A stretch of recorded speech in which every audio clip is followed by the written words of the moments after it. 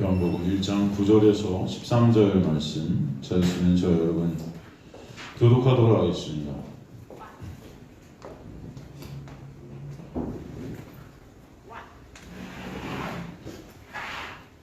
요한복음 1장 9절에서 13절입니다. 형은 저 9절 읽도록 하겠습니다. 참 빛 곧 세상에 와서 각 사람에게 비치는 빛이 있었나니 그가 세상에 계셨으며 세상은 그로 말미암아 지은 바 되었으되 세상이 그를 알지 못하고 자기 땅에 오매 자기 백성이 영접지 아니하였으나 함께 있습니다.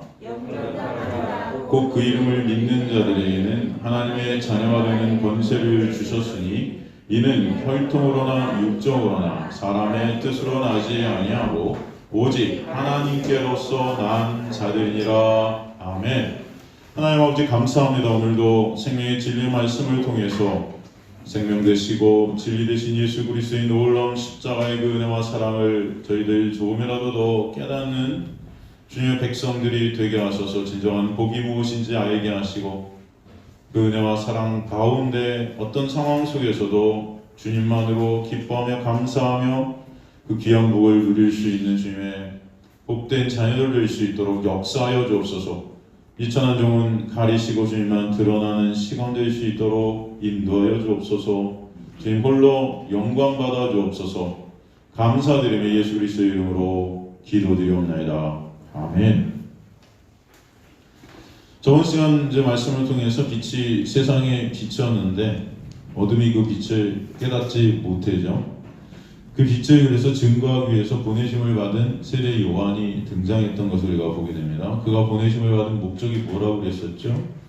빛에 대해 증언해서 그 빛을 믿게 하기 위한 도구임을 우리에게 말씀하셨었죠.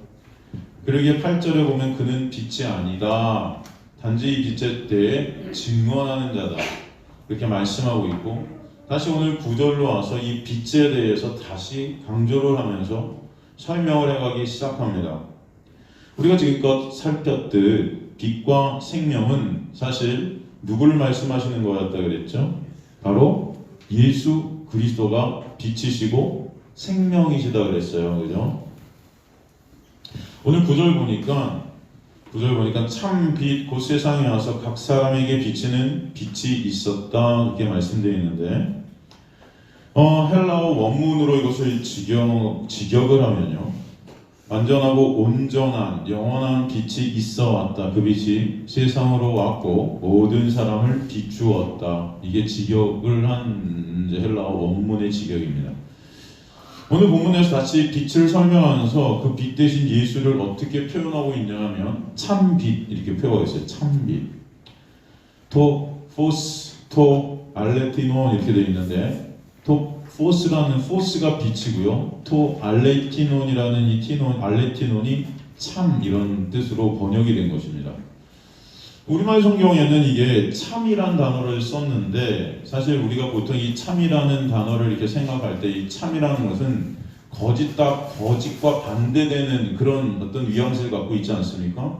그래서 이것은 거짓과 반대되는 그런 빛이구나. 보통 우리는 이제 이 참빛 이렇게 하면 그렇게 생각을 할 텐데 사실 이 참이라는 단어의 그 헬라어는 이제 헬라어 보면 알레테스라는 단어를 써야 돼요.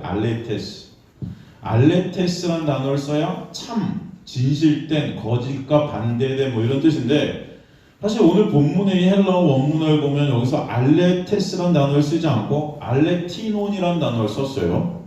알레티논이라는 단어는 엄연히 말하면은 물론 이 안에 진실된 뭐 이런 의미도 들어있지만 이것을 갖다 직접 엄연히 말하면 이것은 그런 뜻이 아니고 여기서 참이라는 것은 온전한, 완전한, 영원한 이런 뜻이에요. 여러분 한번 적어두십시오. 여기. 저는 약간 아쉬운 게 우리나라 말로 이 번역을 할 때 이 분명히 이 헬라어 저보다 훨씬 더 잘하는 사람들이 번역했을 텐데 이런 것들을 왜 이렇게 번역했을까 저는 그게 참 마음에 안 들어요. 솔직한 말로. 뉘앙스가 다르지 않습니까? 참 빛과 온전한 빛, 완전한 빛, 영원한 빛. 이건 좀 다르지 않습니까, 여러분? 분명히 엄연히 알레티논과 알레테스는 다른 단어예요. 다른 단어예요. 그런데도 이걸 저보다도 훨씬 더 헬라어를 잘하는 그 학자들이 이걸 번역을 이렇게밖에 못했다는 건 좀 아쉽습니다. 아쉬워요.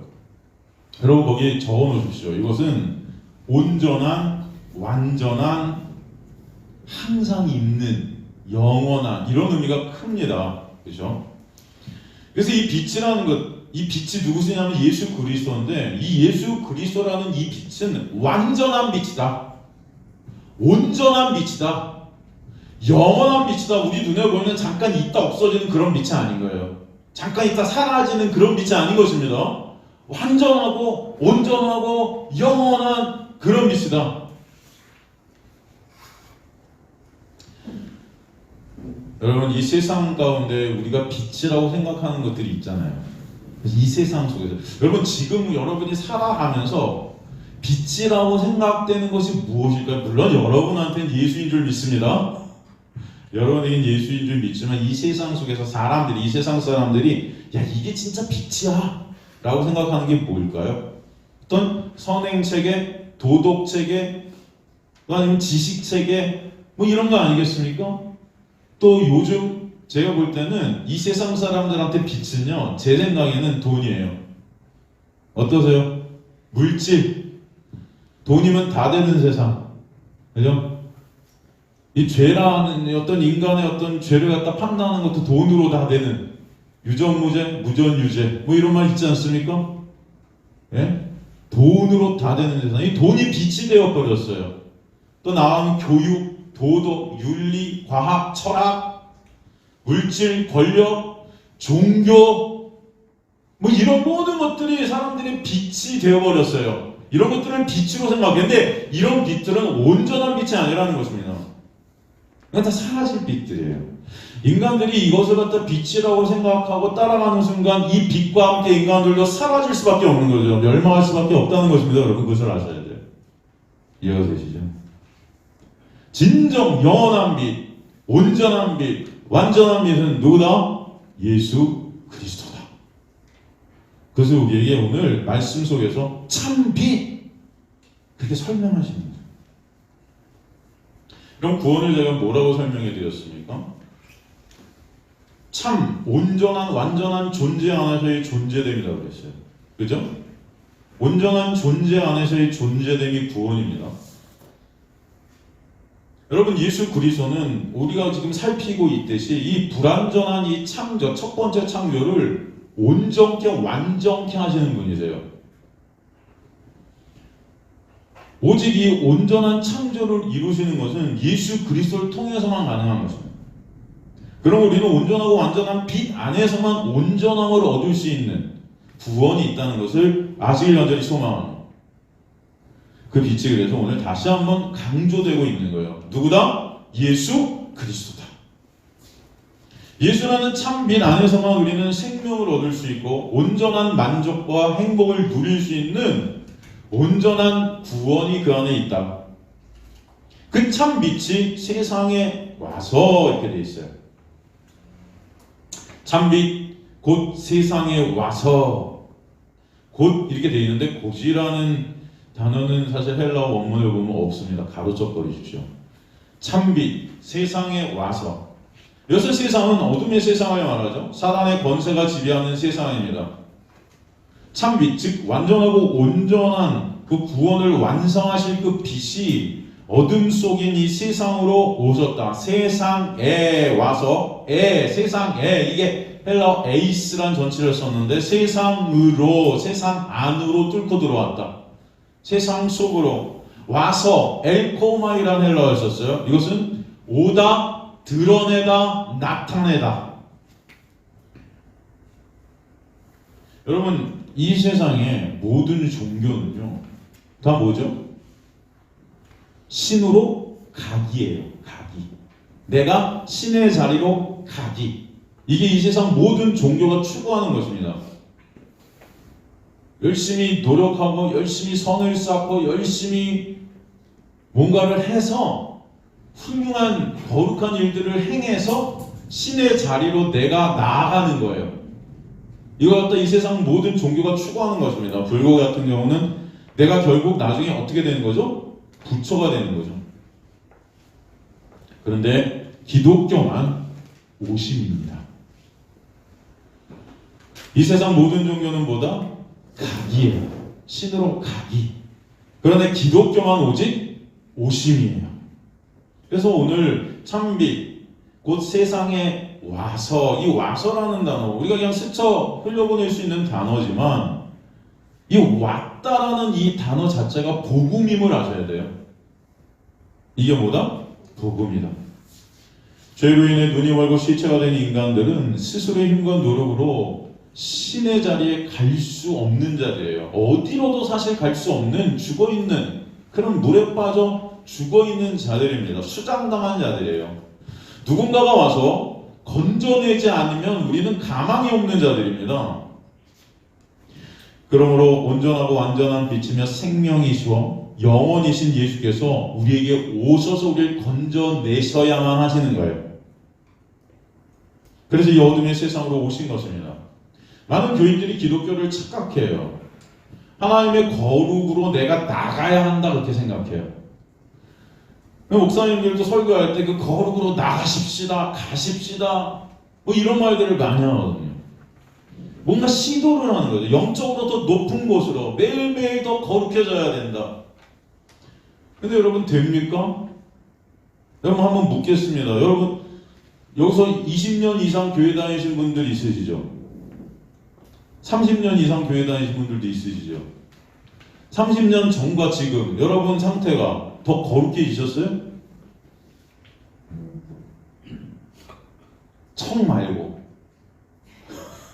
척하는 거 말고 겉으로 좀 예배 열심히 드리니까 나는 거룩해진 것 같아 이런 거 말고 진짜 여러분 마음을 들여보시라고. 마음. 원수까지도 사랑하세요?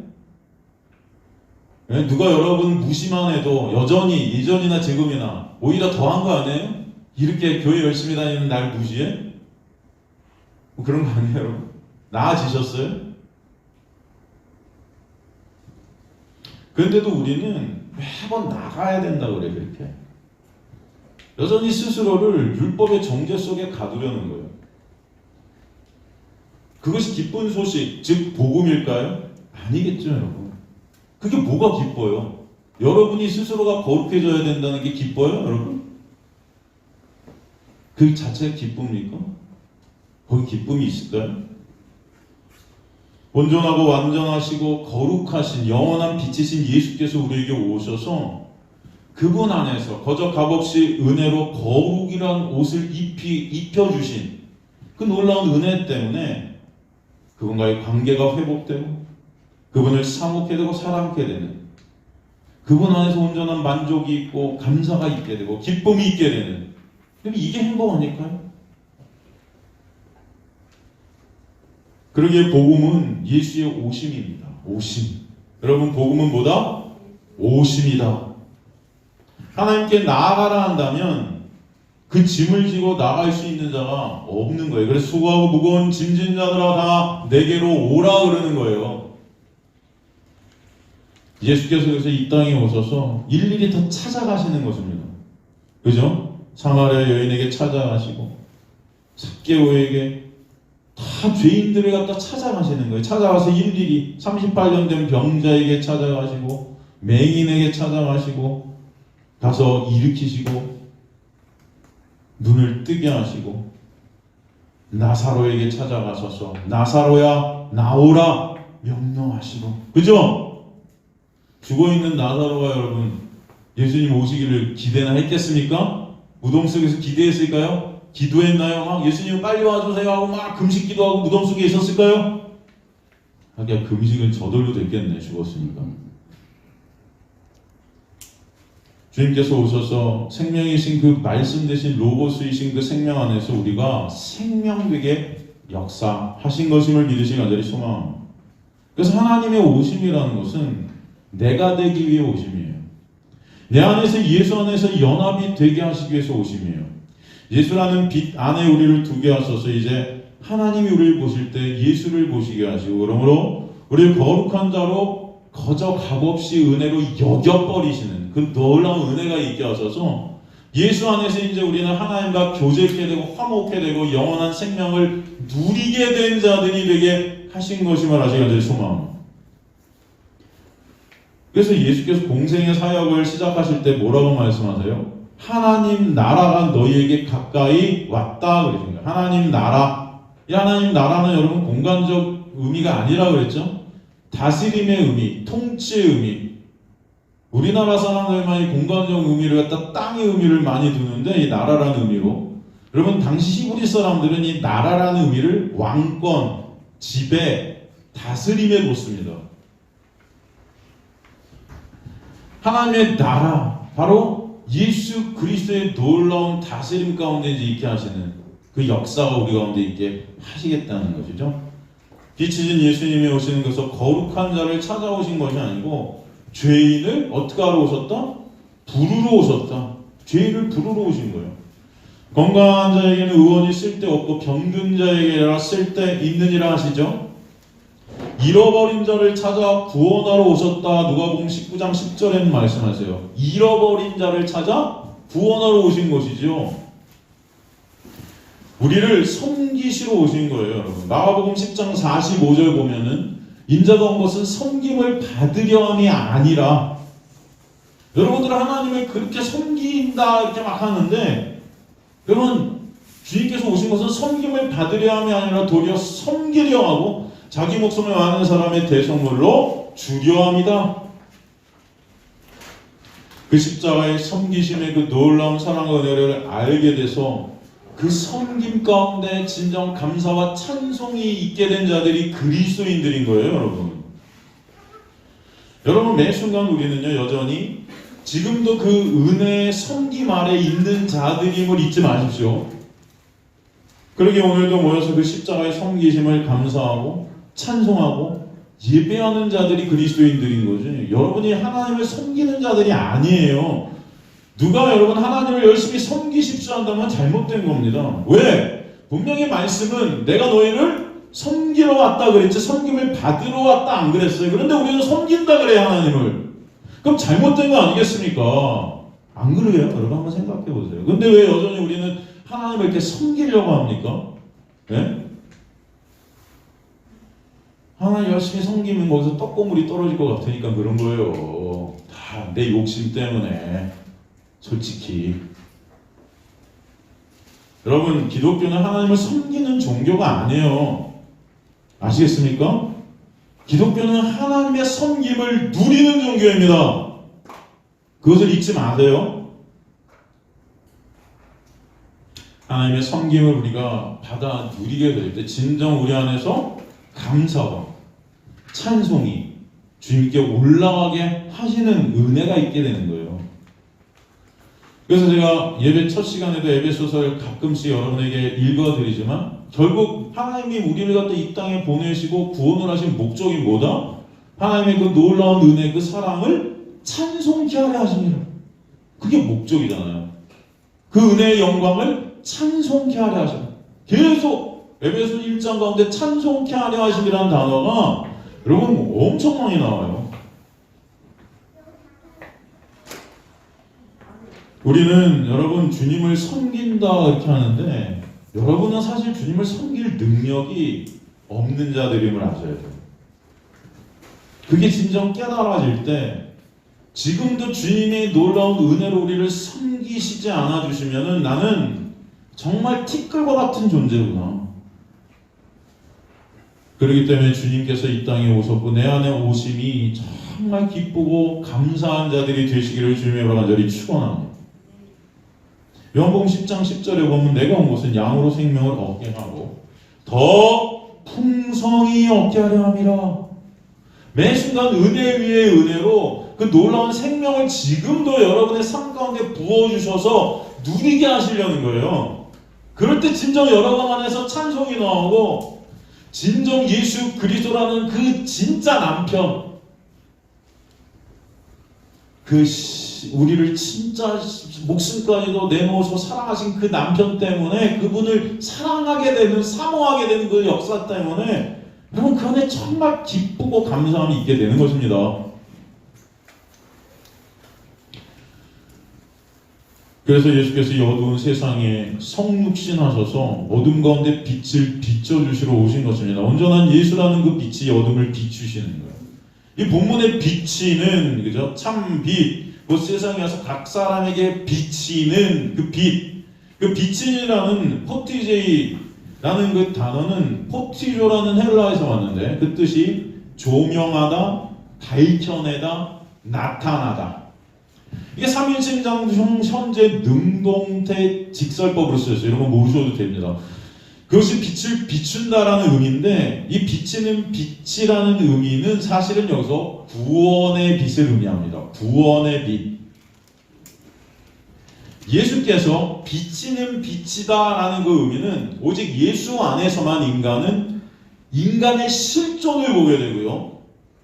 인간의 모습을 드러내는 빛은 그 오직 예수 안에만 있는 거예요. 그래서 예수 안에서만 말씀을 우리가 예수로 볼 때만 우리 실존을 알게 되고요. 예수 안에서만 우리는 하나님을 볼 수 있고요. 하나님의 속성인 은혜와 사랑, 그 영광을 예수 안에서만 깨달을 수 있고 알 수 있고요. 예수 안에서만 그러기에 구원이 있음을 알게 되는 것입니다. 그러게 예수께서 이 땅에 오셔서 당시 하나님의 말씀을 지켜서 스스로가 빛이 되었다 착각하고 있었던 그 바리새인들, 그 유대인들, 그들의 어둠을 폭로시켜 버리시죠. 그래서 그들이 열받아 예수님을 죽여버리는 것입니다.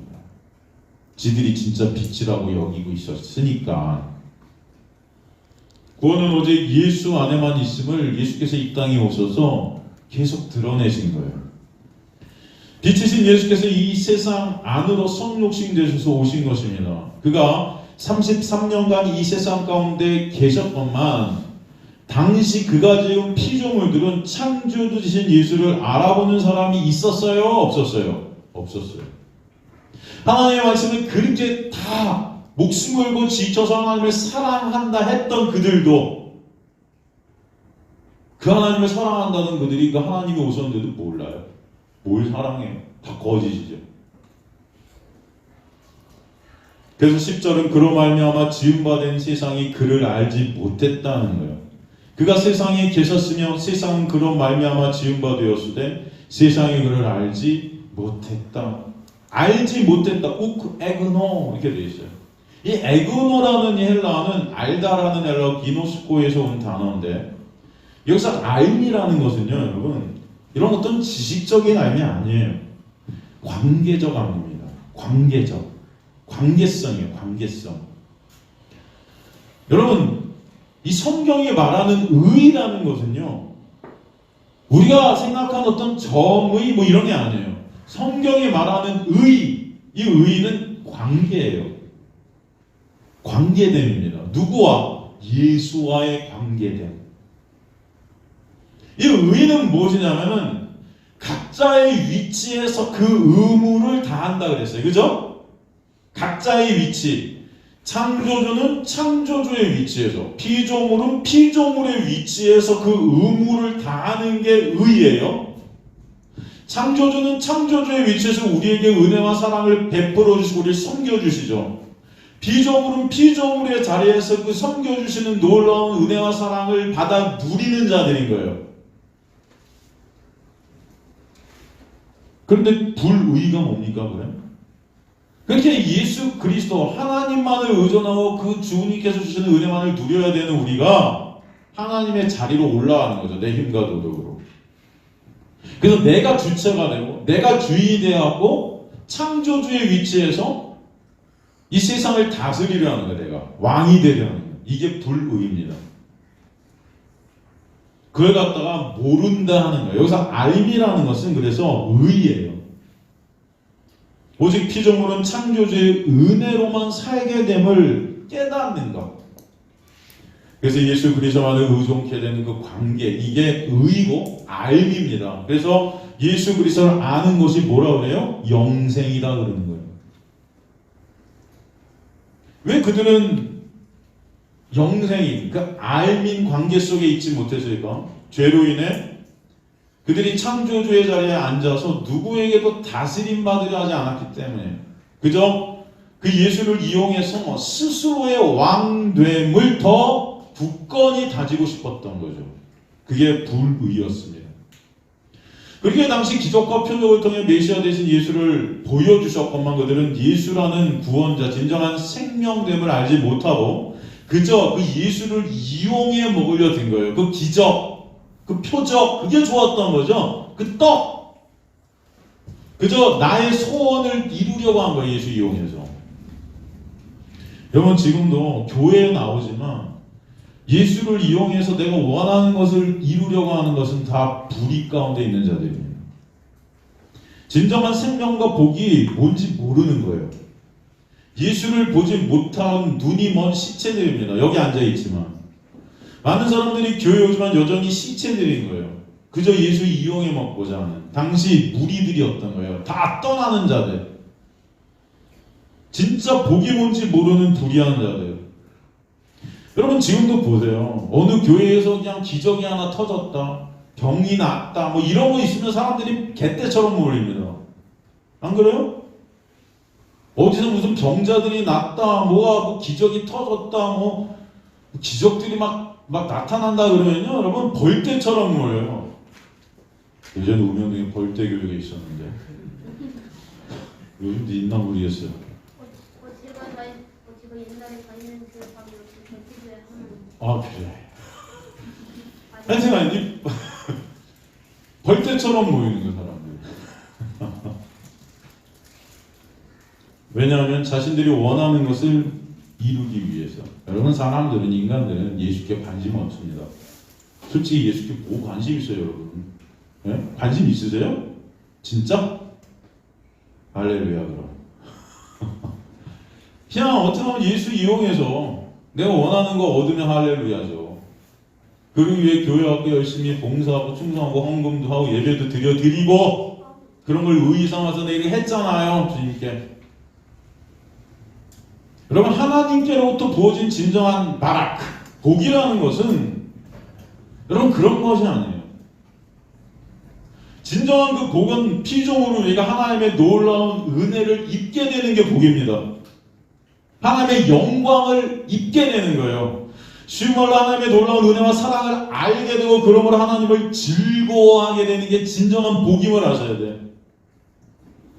그리고 그 하나님을 사모하게 되고 하나님을 찬송하게 되고 그 상태로 끌려가고 있는 것이 복받은 자들인 거예요.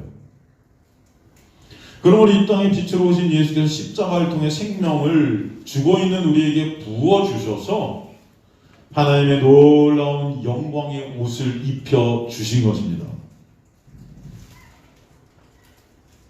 눈이 먼 인간들이 그 복의 개념도 모른 채 그저 자신의 소원이 이루어지고 자신의 육이 이 땅에서 편히 살게 되는 그런 정도를 복으로 착각하고 있는 개독교인 거죠. 그래서 여러분 세상이 개독교라고 그러는 거예요. 사람들이 진짜 복이 뭔지도 모르는 우리들의 모습을 아는 거예요. 그래서 자신들이 원하는 것이 되지 않을 때 자신들이 섬기고 믿는다는 하나님께 짜증들을 다 내고 불평 원망들을 내는 것입니다. 내가 이렇게 했는데 하나님 왜 이 정도를 밖에 안 해주시는 겁니까 저한테, 뭐 이러면서. 여러분 안에 그런 불평 원망 있어 본 적 있으세요? 성경에 말씀하는 하나님의 생명을 수여받은 진정한 하나님의 보관에 있게 된 그런 하나님의 백성들은 모든 상황과 사건들이 바로 하나님의 생명, 하나님의 놀라운 은혜 가운데로 인도해 가시는 놀라운 구원을 이루시는 역사임을 알게 되기 때문에 어떤 상황 속에서도 감사와 찬송이 있게 하실 줄 믿습니다. 사도 바울이 그것을 깨달은 자이기 때문에 감옥 안에서도 찬송이 있고 감사가 있고 기쁨이 있었던 거예요. 빌립보서 같은 거 보세요. 어디서 쓴 거예요? 감옥에서 썼는데 기뻐하리라. 기뻐하리라. 계속 기쁘대잖아요. 전 예전에 빌립보서 읽으면서 이거 어디서 썼는데 이렇게 기뻐? 그냥 사도 바울이 진짜 뭐 수지 맞아갖고 무슨 좋은 집에 이사 갔나? 전 그랬어요. 근데 여러분 그 감옥에서 쓴 거예요? 에베소서도 감옥에서 쓴 거죠. 여러분 이렇게 감옥에서 쓴 것들이 많은데 여러분 느껴져요? 이 감옥에 있다는 게 사도 바울이?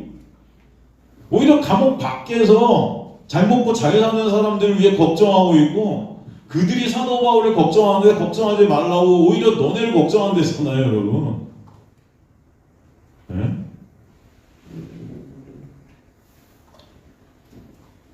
여러분 신이 된 인간들은 진정한 신이신 예수와 올바른 관계 맺기를 싫어합니다. 예수만이 인정이 되고 믿어지게 되는 자기 부인의 자리가 싫은 거예요, 인간들은. 그래서 이 어둠인 세상은 창조주이신 예수를 모르는 거예요. 알고 싶지 않아 하는 것입니다. 그리고 이 세상 안에, 즉 어둠 안에 누가 있었다 오늘 성경이 말하냐면 자기 백성들이 있었다. 자기 백성들. 이 세상인 어둠 안에 자기 백성들.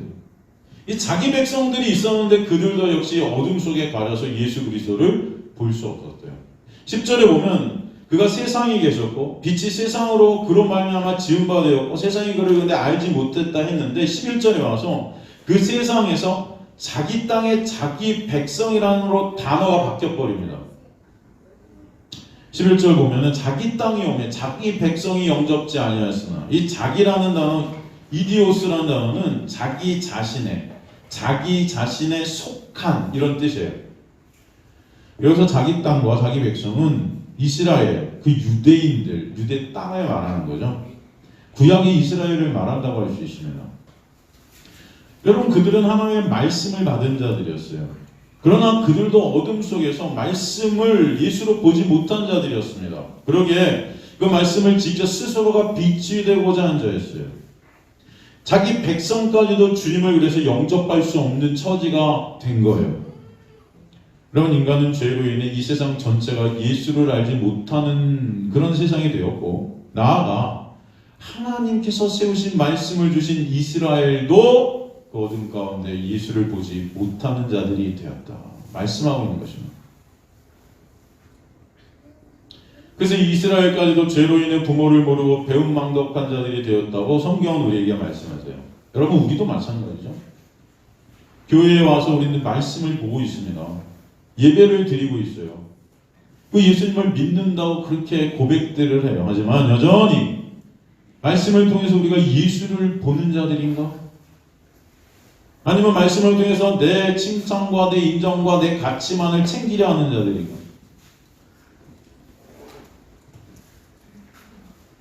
여러분 당시 하나님을 사랑의 사나이의 말씀을 죽어라 지키는 유대인들에게 예수님은 뭐라고 말씀하셨냐면 독사의 새끼라 그랬어요. 여기서 독사는 살모사입니다. 살모사. 여러분 살모사가 어떤 일을 하죠? 자기를 낳은 부모를 먹는 게 살모사예요. 거미도 그래? 이 거미 새끼들아 그러셨을 수도 있겠다. 그지? 독사의 새끼라고 그러셨어요. 여기서 다니엘서 보면은 세상을 짐승의 나라라고 표현해요. 이사야서 1장 3절도 보면은 이사야서 1장 3절에 보면은 뭐라고 되어 있습니까, 여러분? 소는 그 임자를 알고 나귀는 그 주인의 구유를 알고만은 이스라엘을 알지 못했고 나의 백성은 깨닫지 못하는도다. 이렇게 말씀하세요. 죄로 어둠 안에 갇힌 인간들은 부모를 알고 싶어도 알 수 없는 눈이 먼 생명에서 떠난 자들이 되었다는 것을 우리에게 설명해 주시는 거예요. 그래서 이 눈이 먼 자들은 말씀을 읽어도 예수 그리스도를 보지 못해요. 그러니까 말씀을 읽어도 예수를 보지 못하니까 이 말씀을 그냥 율법으로 보고 죽어라 지키는 거예요. 여러분 한번 여러분의 삶을 한번 돌아보세요. 교회에서 어떻게 하셨어요? 이 말씀을 통해서 예수를 보셨습니까? 이 말씀을 내가 지켜야 될 것으로 보고 열심히 지켜서 하나님께 복을 받으려고 했습니까? 네? 어떻게 하셨어요? 지금까지? 예수를 보셔서 그 은혜와 사랑 때문에 진정 말씀을 통해 감사와 찬송이 있으셨어요? 아니면 오히려 이 말씀 때문에 정죄받고 수고하고 무거운 짐을 지고 가는 나의 모습이 있었습니까? 마태복음 21장 33절에 보면 포도원 농부의 비유가 나오죠. 포도원 농부의 비유 여러분 다 아실 거예요. 여기서 나오는 주인은 하나님을 뜻하고 종들은 선지자들을 뜻하고 그래서 아들을 최후에 보내는데 그 아들이 바로 예수 그리스도를 뜻하죠. 그 아들의 죽음이라는 것은 바로 십자가를 의미했었어요. 여러분 이 얘기가 어떤 얘기입니까? 어떤 사람이 포도원을 만들고 그 농부들에게 세를 줘요. 그리고 타국으로 떠나 있다가 포도 열매가 나올 때쯤 돼서 그 포도 실과를 얻어내기 위해서 종들을 포도원으로 보냅니다. 근데 어떤 일이 일어나요? 세를 준 그 소작농들이 그 주인이 보낸 종들을 돌로 치고 죽여버리죠. 계속 죽이죠. 결국 아들을 보내는데 그 아들까지도 죽이죠. 그리고 포도원 밖으로 내칩니다. 여러분, 이 비유를 통해서 예수님께서 말씀하시려는 것이 뭘까요? 네? 이거 예전에 제가 설교했던 적이 있는데 여러분 이 비유를 통해서 예수께서는 무엇을 우리에게 설명하시려는 걸까요? 여러분 질문을 하나 드릴게요. 왜 그들은 열매를 요구하는 그 요구의 종들과 아들까지 다 죽인 걸까요? 죽일 필요까지 있었을까요? 열매를 요구했는데 새를 주고 열매 맺은 것 중에 좀 달라고 한 건데 그거 받으러 온 사람들을 죽일 필요까지 있었을까요?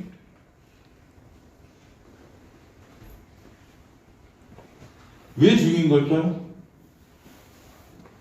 답은 간단해요. 그 주인이 요구하는 열매를 그들은 하나도 맺을 수 없었기 때문이에요. 그것이 바로 세상이라는 데예요. 세상은요, 하나님이 원하시는 열매를 맺을 수 있다 없다?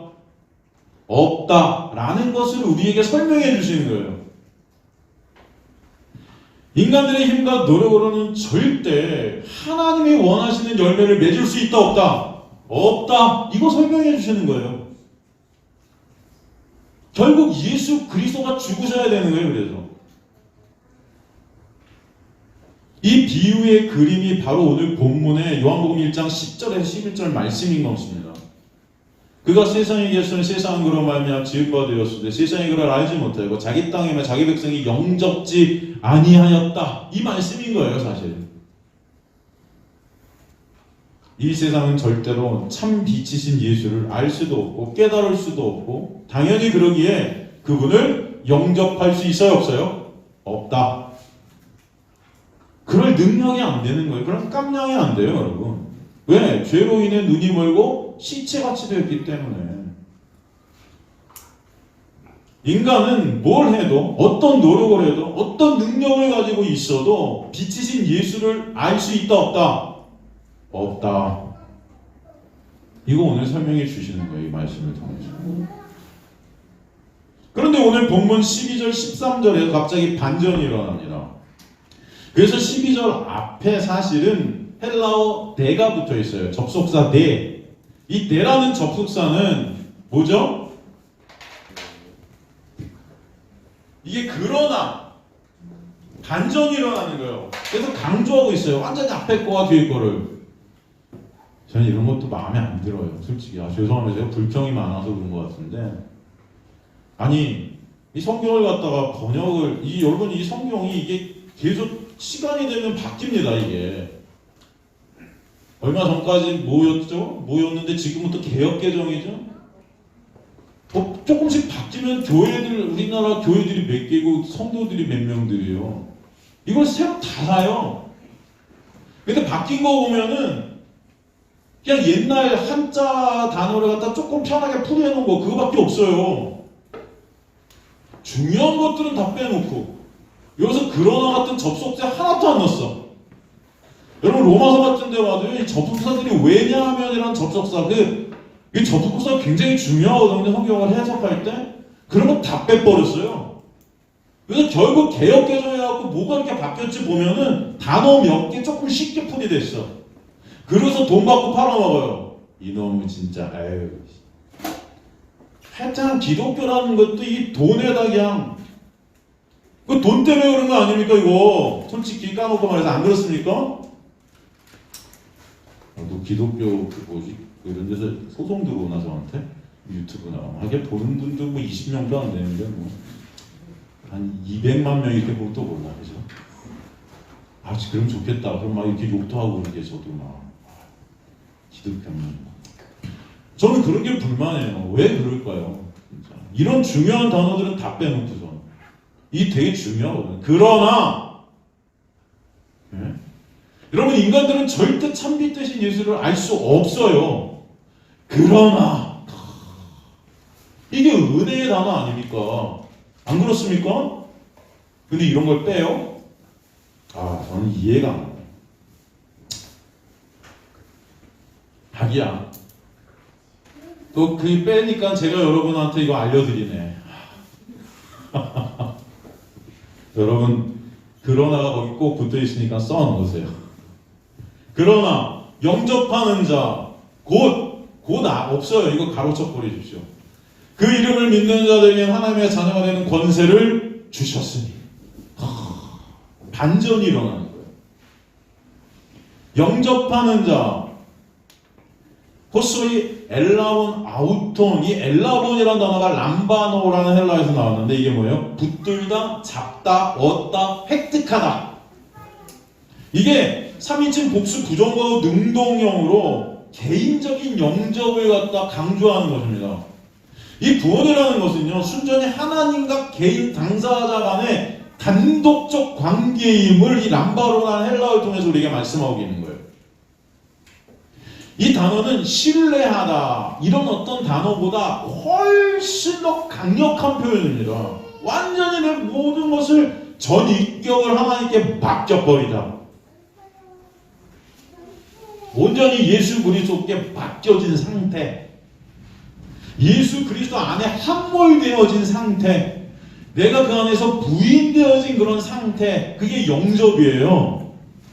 내 두 손으로 온 두 손을 다해서 예수 그리스도를 꽉 붙잡고 있어요, 여러분. 그럼 여러분 손으로 세상 것들을 붙들 수 있어요, 없어요? 없다는 거죠. 그런 상태. 그렇게 주님을 영접하는 자들은 또 어떤 자들이다? 그 이름을 믿는 자들이래요. 그 이름을 영접하는 자, 그 이름을 믿는 자들에게 토이스 피스투신 이렇게 되어 있어요. 피스투신이 믿음인데 토이스 이건 뭐냐면은 그 믿음 안으로 이런 뜻이에요. 예수라는 그 은혜 안으로, 믿음 안으로 들어간 자. 그 예수 안에서 내 이름이 삭제되고 예수의 이름으로 통합된 자. 여기서 이름이라는 것은 사실 그 이름의 전 인격을 뜻합니다. 예수 그리스도를 메시아로 구세주로 내 모든 것을 걸고 그 안으로 들어간 자예요. 그리고 그 여기서 믿는다는 믿음이라는 단어 피스투신이 현재 능동태 분사 역격으로 쓰였는데 그 의미는요. 이게 중요한 게 그 의미는 뭐냐면은 그리스도를 영접한 후부터 끝까지 영원토록 그분 안에 거하게 된다. 영원토록 그분께서 여러분을 그분 안에 거하게 하실 것이다. 이해가 되십니까? 그 사랑에서 끊을 수 있다 없다? 없다. 그렇게 영접되어지고 그렇게 주님의 이름을 믿게 된 자들에게는 따라오는 게 있는데 하나님의 자녀가 되는 권세를 얻게 돼요. 하나님의 자녀. 여기서 본문에 하나님의 자녀로 해석되는데 더 정확히 번역하면 테크나 테오 이게 된 게 하나님의 자녀들 해서 복수입니다. 더 정확한 번역은 하나님의 자녀들이 되는. 여러분 요한복음에는요 예수님을 가리키는 단어가 아들 피오스라는 헬라어를 쓰였는데 예수님을 영접하게 된 여기에 이 단어 테크나라는 것은 자녀라는 단어를 썼어요. 두 개를 분리해서 썼습니다. 이게 무슨 말이에요? 예수님과 그분 안에서 자녀된 자들을 구분해 표시했는데 그 의미가 무엇일까 하면은 바로 예수께서 십자가를 통해서 낳은 자녀들이라는 거예요. 그게 바로 저와 여러분이다. 바로 그래서 예수 그리스도의 십자가의 은혜를 사실은 아무것도 아닌 것 같지만 이 자녀들이란 단어를 통해서 우리에게 보이시는 것입니다. 예수 그리스도를 통해서 우리들은 어둠의 자식들이었는데 하나님의 자녀들이 되는 신분의 변화가 있게 되었다. 이게 진짜 복이라는 거예요. 하나님의 자녀가 되는 권세를 얻었다. 여기서 되는 이라는 기노마이네라는 생겨지다, 만들어지다, 일어나다, 존재되어지다. 누군가에 의해서 그렇게 됐다는 거예요, 여러분. 여러분의 힘과 노력이 아니고. 그냥 영접하고 그 이름을 믿게 되는 것도 인간의 힘과 노력, 능력이 아닌 하나님의 놀라운 역사로 되어지게 된 것입니다. 우리는 보통 이 말씀을 통해서 영접하는 그 이름을 믿는 자에게 하나님의 자녀가 되는 권세를 주셨으니 니네 영접해. 니네 하나님 예수를 믿어. 우린 그런 말이에요. 근데 이 단어도 헬라어 원어들을 보면 이게 다 뭐예요? 되어지는 거지 우리가 하는 게 아니에요. 주체가 누굽니까? 하나님이에요. 권세라는 단어, 엑수시아가 뭐죠? 이게 지위의 권한이에요. 지위. 우리 지위가 바뀐 거예요. 신분적 격상으로 오게 되는 지위적 권한과 힘이 엑수시아라는 권세입니다. 하나님 나라의 백성이라는 지위들이 있게 된 거예요, 우리한테. 그럼 우리는 이제 하나님 앞에 설 수 있게 되었고 하나님 나라에 들어갈 수 있는 권한을 받게 되었다. 어떻게 이런 일이 생기게 된 것인지 다시 한번 설명해 주는 것이 13절입니다. 13절을 통해 빛 대신 예수를 알 수도 없고 볼 수도 없고 죄로 눈이 멀고 죽어 있는 인간들에게 어떻게 이렇게 놀라운 역사가 있게 되었는가 말씀해 주시는 거죠. 보니까 혈통으로나 육정으로나 사람의 뜻으로 나지 아니하고 오직 하나님께로부터 난 자들이다 말씀하십니다. 이 말은 절대 인간의 그 어떤 것으로도 구원이라는 것은 이루어질 수 있다 없다? 없다. 여기서 혈통이라는 하이마포는 피나 혈형 관계를 뜻해요. 어떤 관계? 혈형 관계. 여러분 예로 이스라엘 백성들은 당시 구원의 근거를 뭘로 들었는지 아시죠? 뭘로 들었습니까? 그들의 구원의 근거. 이스라엘 백성들이 나는 구원받은 백성이야 라고 주장할 수 있는 구원의 근거를 자기들이 아브라함의 후손이기 때문에 구원받았다고 생각했어요. 혈연. 이해가 되죠? 요한복음 8장 32절 33절 보면 요한복음 8장 32절 33절 요한복음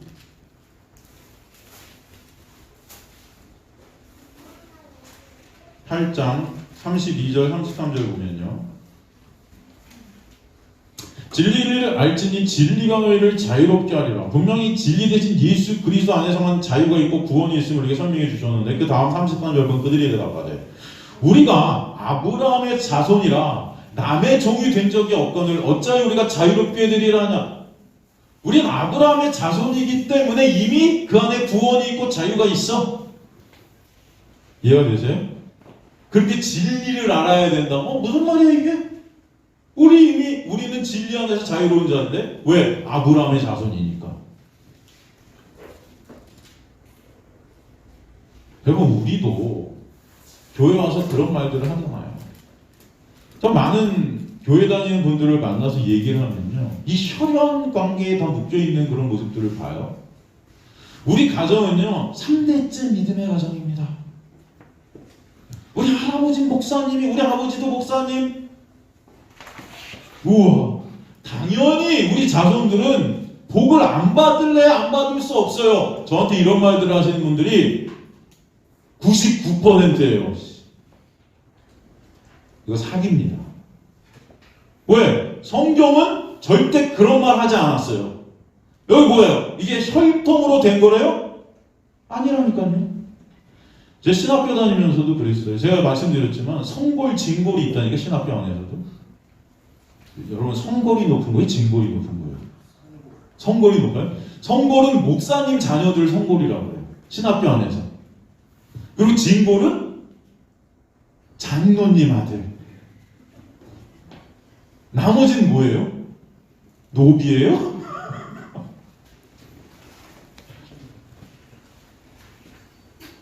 여러분 이게 말이 됩니까? 이게 무슨 복음이에요? 네? 그래서 제가 신학교 가고 전도사들한테 이런 말씀을 복음을 나누면은 열받아요. 어떤 전도사 진짜로 아주 힘들어 죽겠어요. 싸우느라고. 아버지가 목사니까 복받고 자녀가, 아버지가 장로님이니까 우리 가정은 믿음의 가정이니까 잘 될 거고, 우리 엄마 아빠가 날 위해 기도하고 있으니까 난 잘 될 거고, 기도하는 가정의 자녀들은 망하지 않는다? 이런 말도 안 되는, 망하던데요? 네? 기도 안 해도 성공하는 가정도 있던데, 세상적으로 볼 때. 여러분, 이 세상의 갑부들 보세요. 돈 많이 번 갑부들. 예수 믿는 사람 몇 명이나 돼요? 우리나라 최고 갑부가 누굽니까? 누구죠? 돌아가신 이모 회장님. 그분 기독교에 뭐예요? 불교로 가세요. 아니잖아요, 그런 거. 뭔 상관인데요. 진짜 복이 뭔지 모르잖아요. 여러분, 구원은 이런 혈연 관계에서 오는 게 절대 아니다. 성경은 우리에게 선포하십니다. 아시기 바랍니다. 제발. 내가 뭘 하니까 우리 가정들이 복받고 뭐 이런. 두 번째, 육정으로나. 육정. 텔레마코사르크스 이렇게 돼 있어요. 이건 문자적인 뜻은 육체적 욕망, 사욕. 여러분 로마서 공부하면서 사욕이 뭔지 제가 말씀드렸었어요. 육이 추구하는 것들.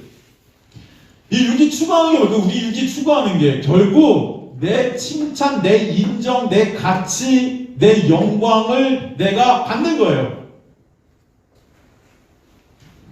그 영광을 받기 위해서 이 세상 가운데 돈을 벌고 지식을 쌓고 내 가치를 높이기 위해서 그렇게 달려가는 것입니다, 인간들은. 그리고 더 나아가 종교적 선행, 착한 일, 선한 일, 도덕, 윤리적으로 사람들한테 칭찬받을 만한 그런 일들을 이 교회 안에서 하죠.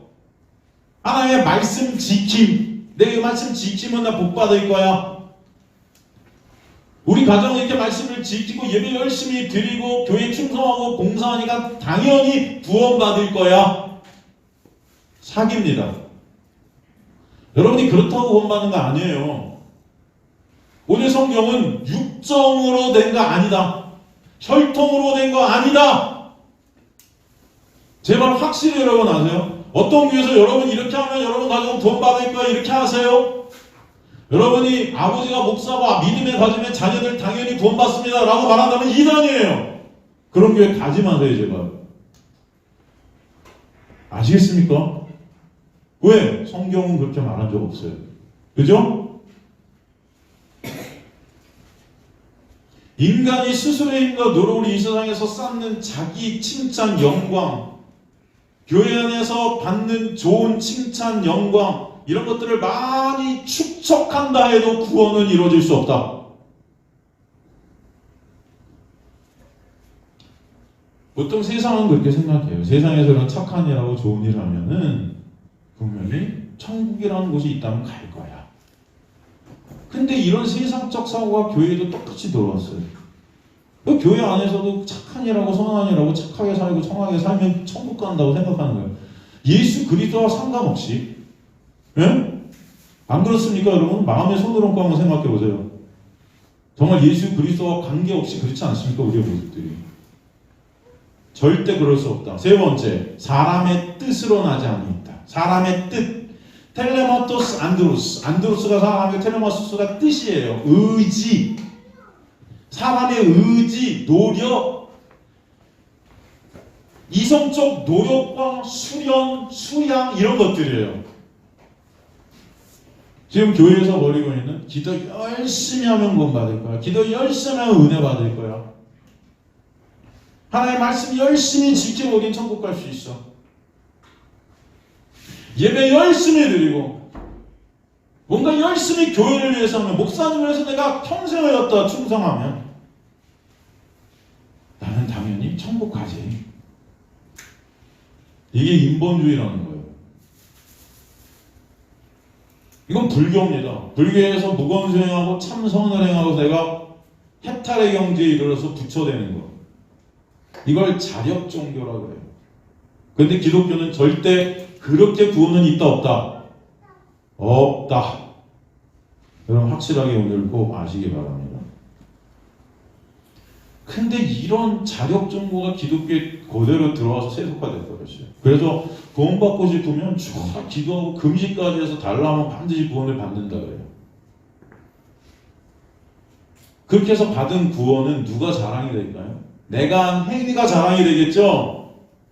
내가 이렇게 했으니까 구원 받았다 할 거예요. 제가 이렇게 해서 하나님이 저 믿음을 허락해 주셨어요. 안 그렇게 했습니까? 여러분 한번 생각해 보세요. 그러나 오늘 본문은 절대 그렇게 하나님의 자녀가 되는 권세를 얻는 것이 아니다 말씀하세요. 로마서 3장 19절에서 20절 보면, 로마서 3장 19절에서 20절 보면, 로마서 3장 19절에서 20절 보면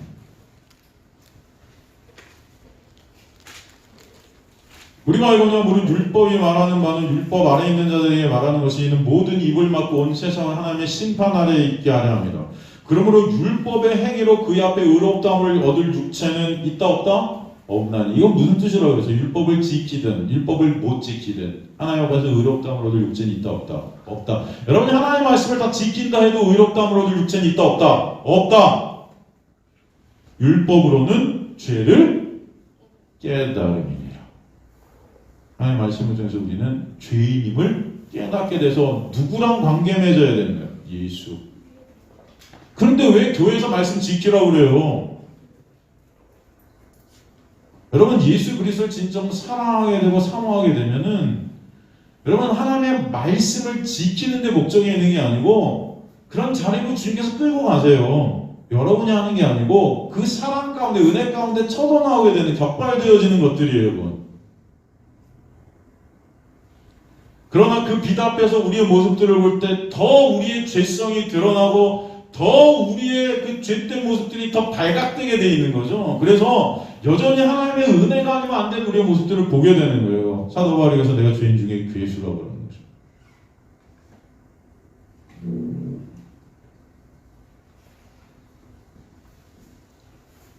인간 스스로의 구원의 기준은 있을 수 없습니다. 그리고 인간의 노력과 하나님의 함께해서 신인 협동을 이루어야 된다? 이런 것도 없습니다.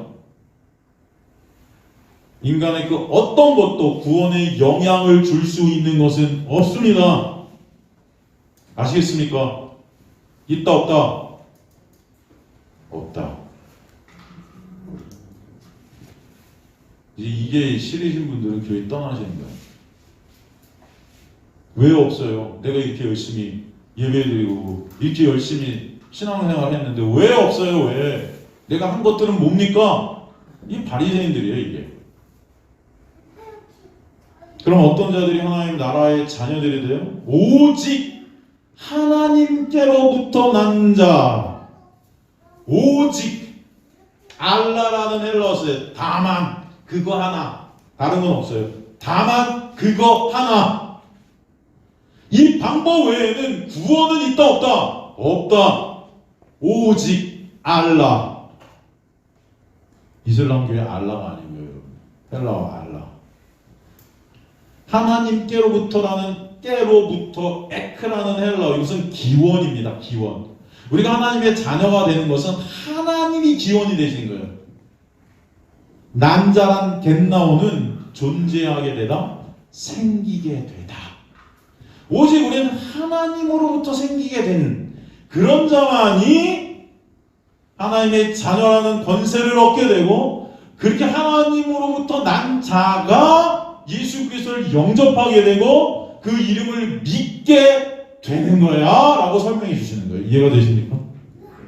그러니까 사실 오늘 본문은 거꾸로 가야 돼요. 거꾸로.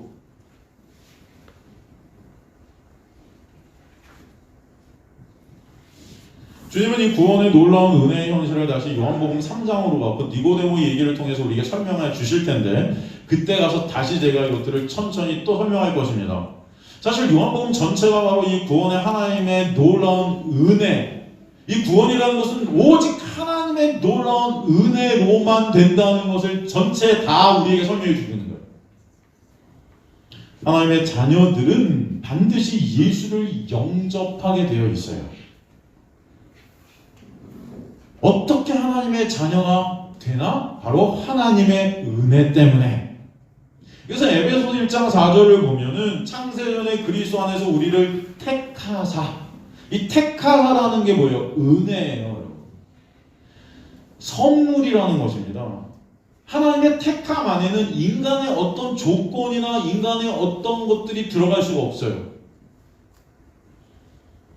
사람 안에서 그 앞에 거룩하고 흠이 없게 하시려 그 이끄신 뜻대로 우리를 예정하사 예수 그리스도로 말미암아 자기의 아들들이 되게 하셨으니 우리에게 거저 주시는 그의 영광을 찬송하게 하려는 것이다. 오늘도 말씀을 통해 우리가 예수를 믿게 된 것이 하나님의 전적인 은혜임을 알게 하셔서 우리 안에서 주님 감사합니다. 찬송이 있게 하는 거예요. 요한복음 6장 44절에 45절 보면 요한복음 6장 44절에 45절 보면 나를 보내신 아버지께서 이끌지 아니하시면 아무도 내게 올 수 없으니 오늘 그를 위해 내가 마지막 날에 다시 찾으리라. 나를 보내신 아버지께서 이끌지 아니하시면 아무도 내게 예수 그리스도께 올 수 있다 없다? 없다. 선지자들이 그래 그들이 다 하나님의 가르침을 받으리라 기록되었은즉 아버지께 듣고 배운 사람마다 내게로 오느니라. 아버지께 듣고 배운 자가 있대요. 그 자가 예수께 온대요, 여러분. 여러분이 오늘 이 자리에서 예수 그리스도를 보시게 된 놀라운 은혜는 하나님의 놀라운 역사임을 아시기 간절히 소망합니다. 요한복음 10장 27절. 요한복음 10장 27절.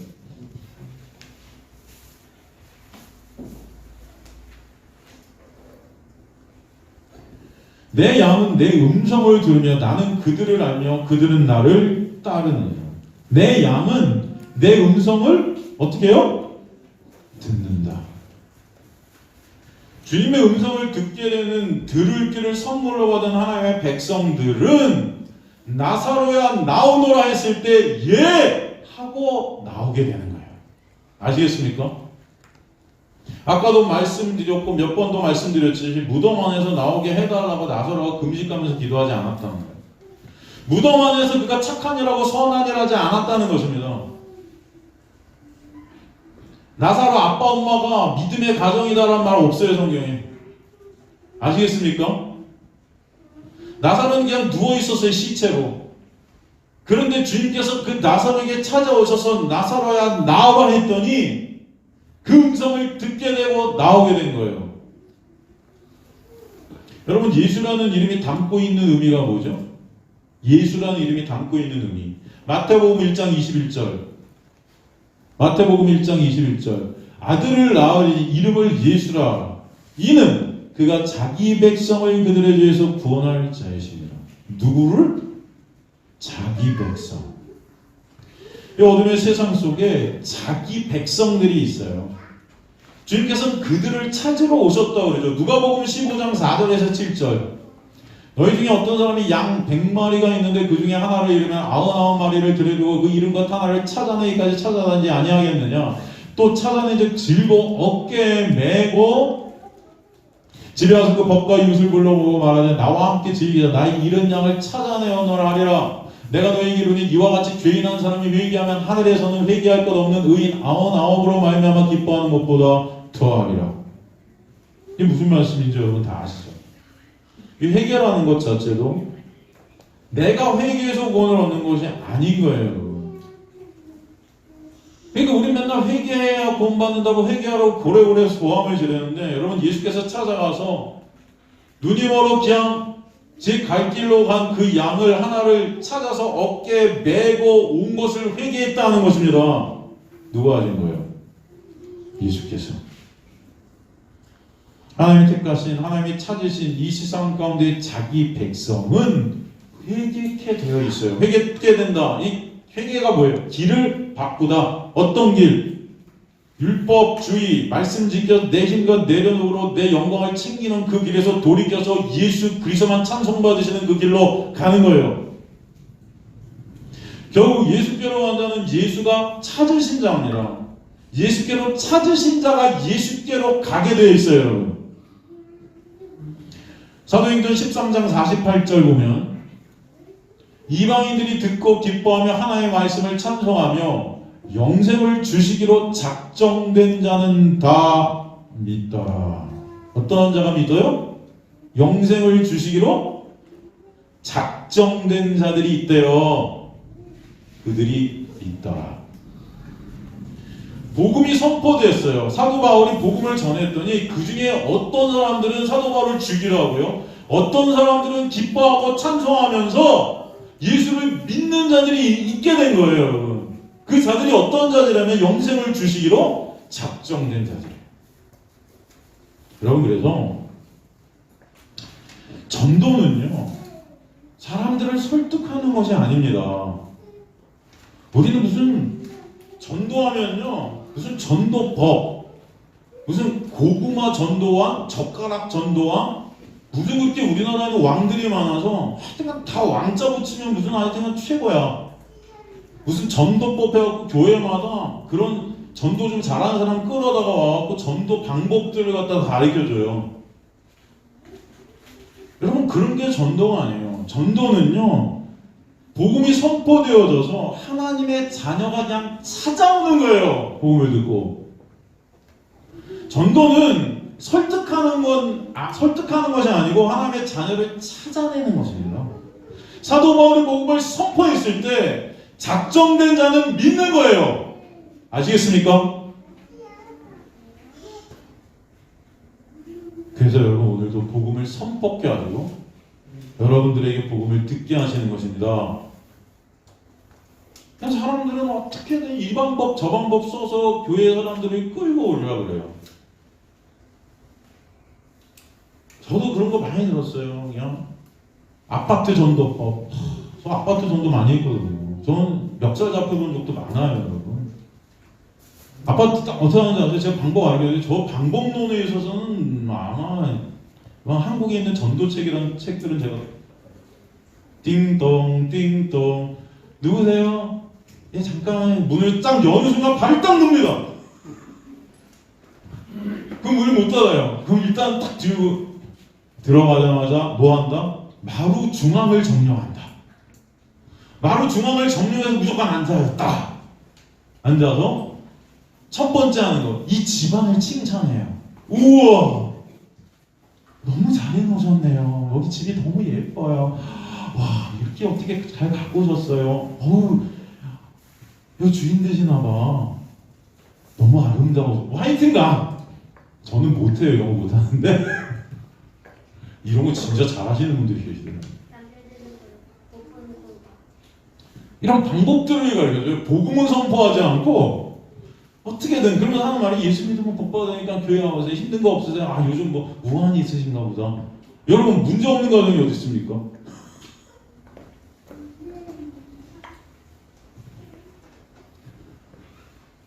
복음이 선포되면요, 여러분,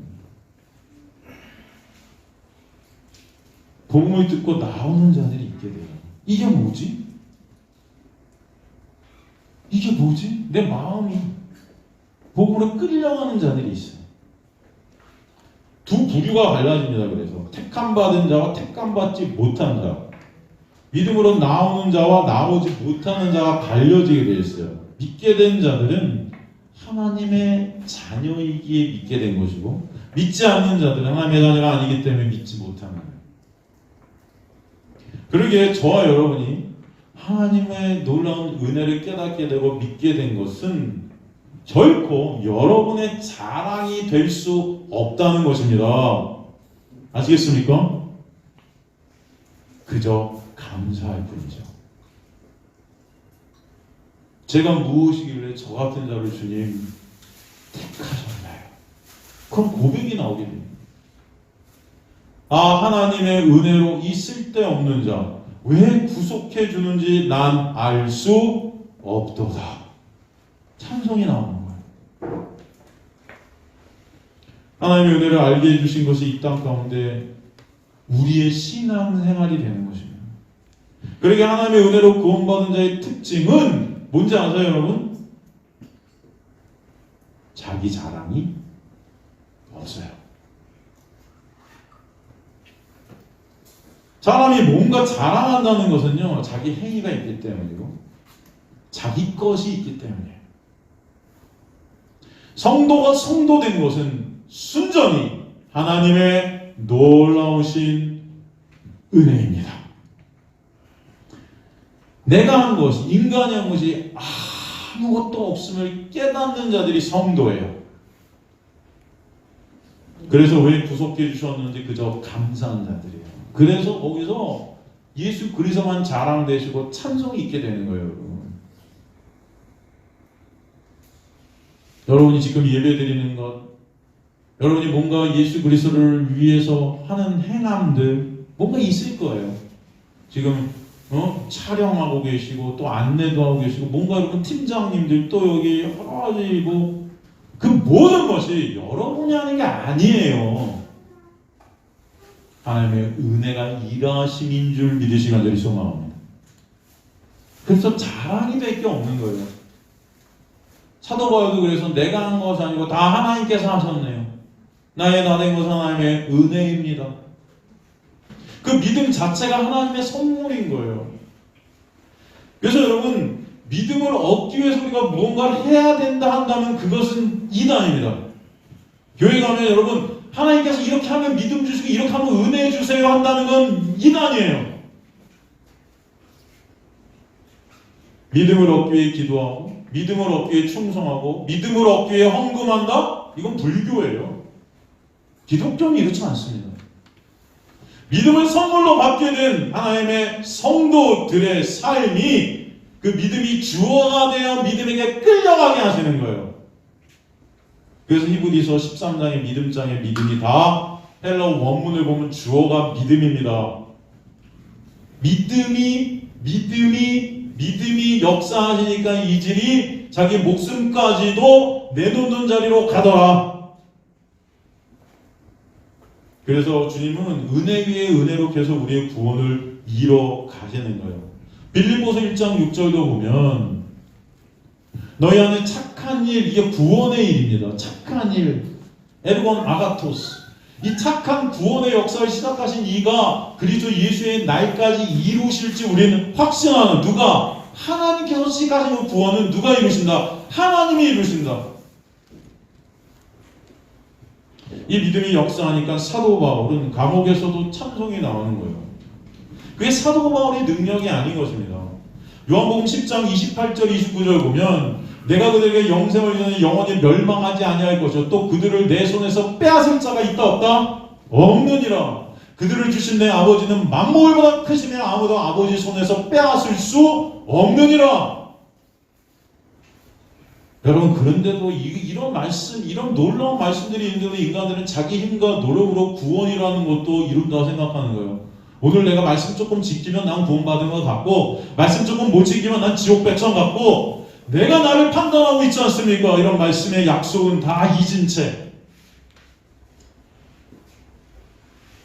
성도의 구원은 성도가 이루는 것이 아니고 하나님께서 이루시는 은혜임을 아시기 바랍니다. 우리는 은혜로 구원받고 하나님의 자녀가 이미 묵시 가운데 완료된 자들이기 때문에 그 예수 그리스도가 믿게 되어지는 것입니다. 안 믿어지니까 여러분 그 믿으려고 그렇게 그냥 여러분 막 난리 치잖아요. 여러분 그게 믿음이 아닌 거예요. 어떤 상황 속에서도 믿어지기 때문에 여러분 감사가 있는 게 하나님의 은혜인 것입니다. 그래서 여러분 하나님의 은혜가 있는 자들은 망해도 감사하고 아파도 감사하고요. 이 세상 가운데 고립돼도 감사하고요. 쓰러지고 넘어져도 감사한 거예요. 고난과 환란이 주어지면 여러분 믿음이 이게 진짜 믿음인지 가짜 믿음인지 드러나요. 자신 있는 믿음이 고난 중에 내가 그 믿음을 갖다 믿은 자는, 내가 믿는다 하는 자는요, 고난이 딱 오면요, 내가 믿었다. 내가 믿는다 하는 자는 고난이 딱 오면은 그 고난 때문에 믿음이 포기가 돼요. 근데 하나님께서 우리에게 선물로 주신 믿음 안에 있는 자는 그 믿음이 역사하시니까 그 믿음 때문에 내 것들을 다 놓게 됩니다. 내 목숨까지도 포기할 수 있게 돼요. 그게 여러분이 하시는 것이 아니고 하나님의 믿음이 역사하시는 것입니다. 그래서 초대교회 성도들이나 사도 바울이나 예수님의 제자들이나 그 믿음이 역사하시니까 순교의 자리로 가게 되는 거예요. 그들이 원해서. 스테반 집사님 보세요. 돌에 맞으면서도 그들을 위해서 기도하는 거예요. 저들의 죄를 용서해 주세요 하고. 그게 그의 실력이 아니고 그의 능력이 아니고 그를 붙잡고 계신 저 우편에서 그를 붙들고 계신 예수 그리스도의 디나미스 능력이었다는 것입니다. 그래서 사도 바울이 그러잖아요. 오히려 그 고난 중에 기뻐하고 감사하게 된다. 여러분 성도는요, 그런 환난과 고난이 올 때 오히려 감사하고 기뻐하는 자들이 되는 거예요. 왜? 더 예수 그리스도를 바라볼 수 있게 되는 것이 감사한 거예요. 그 고난 중에 또 예수 그리스도를 의존할 수 있게 되는 이 놀라운 은혜가 감사한 것입니다. 그래서 성도는요, 이 어둠의 세상 가운데 반드시 고난의 자리에 있게 하십니다, 여러분. 그것을 어디 잊지 마세요. 반드시. 그러나 그런 고난의 자리 가운데 예수 그리스도의 놀라운 믿음이 날 꼭 붙들고 있어서 이 고난과 환난도 기쁘고 감사함으로 받아들이게 하시는 거예요. 그래서 즐겁고 기쁜 날인 거예요. 여러분 마치 우리가 놀이동산에 가면은, 여러분 놀이동산에 가면 사람들이 제일 줄 길게 서갖고 이렇게 타고 싶어 하는 게 어떤 거예요? 시시한 거예요? 막 뺑뺑 돌고 막 이런 거 있지. 88 열차인가? 청룡 열차인가? 롯데월드 같은 데도 있던데 그런 거 보니까 막 한 난리 나던데 막 이렇게 사람들 막 꽥꽥 소리 지르면서도 그 줄이 제일 길어. 그거 타려면 1시간 기다려야 되고 막. 저는 바이킹 맨 끝에 타는 걸 추천하는 그러니까 바이킹 같은 거 여러분 이렇게 높이, 와 여러분, 근데 사람들은 왜 그런 걸 좋아해요? 네? 도대체? 예를 들어 제가 한번 여러분 예를 들어서 만약에 그런 막 그렇게 바이킹 같이 이렇게 막 높이가 가고 정말 위험해 보이잖아요. 막 뺑뺑 돌고. 근데 거기 안전장치가 없다. 그럼 사람들 타려 할까요? 안 타려 할까요? 딱 타면 안전장치가 딱 나를 쪼여주잖아요. 이렇게 날 붙들고 있다고 밑에서 위에서 아래로 딱 내려갖고 내 몸을 갖다 딱 붙들죠. 안전장치가. 그게 없다. 여러분들이 의자에 붙들고 있어야 돼. 88 열차 타면서 여러분들이 붙들고 있어야 돼. 그럼 타시겠어요? 안 타시겠어요? 88m 사무실 언니한테 되게 무서워요. 대답들이 없으세요. 시온이 빼고. 아마 다 안 타실 거예요. 그죠? 그런데 여러분 그거 왜 타세요? 오히려 또 위험해 보이는 거 왜 타세요? 분명히 그 안전장치가 나를 지킬 것을 아니까. 그게 믿음 아니에요. 그 안전장치가 믿음 아닙니까 여러분? 바이킹은 근데 그 고장났다 하면 누가 타요? 근데 그게 날 꼭 조여서 어떤 상황 속에서도 난 안전하다는 게 생각되니까 더 위험하고 더 고난, 더 환난 중에서 더 기쁘게 되는 거예요. 제가 지금 무슨 말씀 드리는지 아시겠어요 여러분? 여러분 우리 삶 가운데, 여러분의 삶 가운데 여러분을 붙들고 계신 그 안전장치는 예수 그리스도세요. 그래서 여러분을 그 손에서 빼앗을 그 무엇도 있지 않습니다. 지금 이 세상은 회오리 치고 있고 풍랑 중에 있어요 여러분. 그러나 이 풍랑 중에 예수 그리스도라는 방주 안에서 예수님은 주무시고 계세요. 왜? 안전하다는 거예요 그 방주 안에. 근데 그 제자들은 갖다가 뭐예요? 소리 지르면서 왜 우리를 죽이시려 하세요? 왜? 믿음 없기 때문에. 그러니까 이 믿음이 없는 자들아 그러시잖아요. 예수 그리스도께서 여러분을 붙잡고 계시다는 것을 믿게 되는 은혜가 여러분의 삶 가운데 있게 되시기를 저는 간절히 소망합니다. 그래서 이 풍랑 같은 세상 속에서도 주님께서 여러분을 붙들고 계시기 때문에 그 주님의 손에서 빼앗을 수 있는 것은 이 세상에 그 어떤 것도 없다는 것을 알게 되고 깨닫게 되고 그러므로 말미암아 주님을 찬송케 되고 어떤 상황 속에서 주님을 감사하게 되고 주님만을 바라보게 되고 의존하게 되는 역사가 여러분의 삶 가운데 있게 된 자들이 창세 전에 하나님께서 택하신 하나님의 백성임을 저는 믿습니다. 주님은 반드시 여러분을 그런 자리로 끌고 가실 것을 소망합니다.